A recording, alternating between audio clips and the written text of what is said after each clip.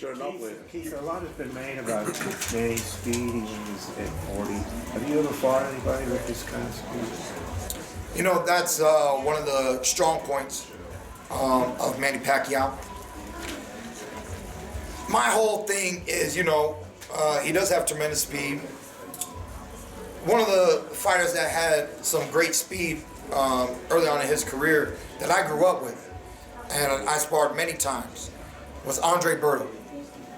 And Andre Berto didn't just have speed, he had power in that right hand. It was short, it was fast, and it could do some damage.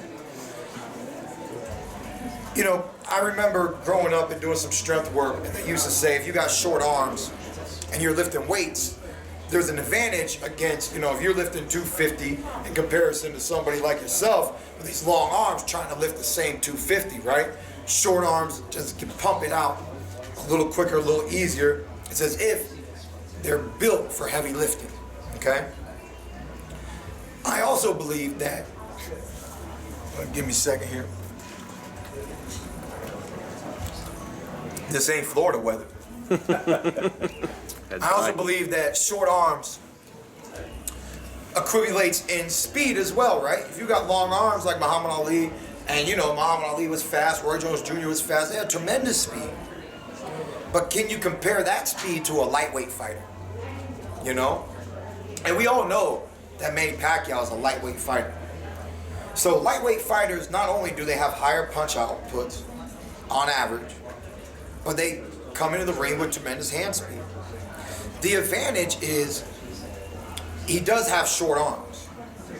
So if he wants to hit me, he has to be in a zone that I can hit him. And to make up for those short arms, he's utilized a tactic throughout his career that's also very fast, and that's his in and out movement, his feet.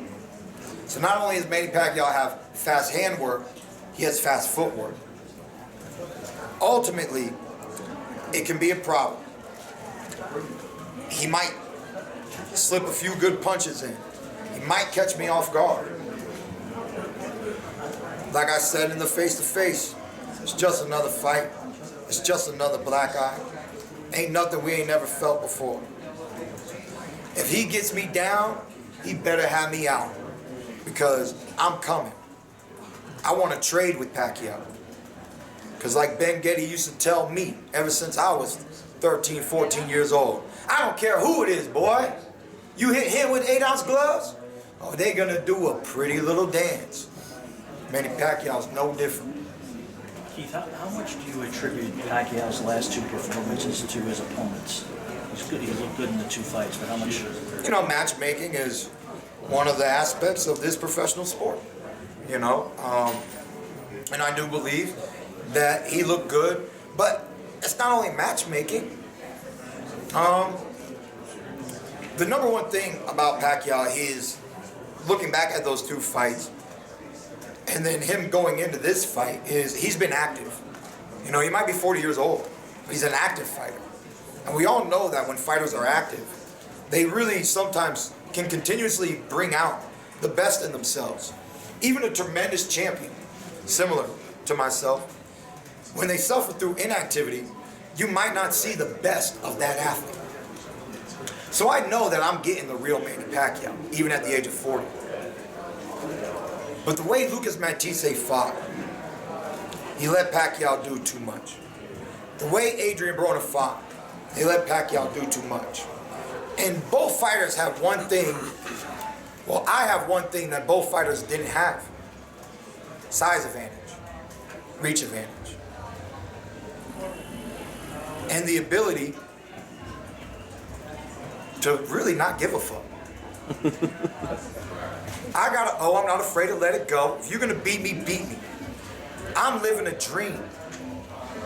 I'm not Martin Luther King, but he said it for us all years ago, that he had a dream that young brothers like me could be great in America. I'm striving for greatness. I'm fighting a great fighter, a legend in the sport. My moment is here. My moment is now.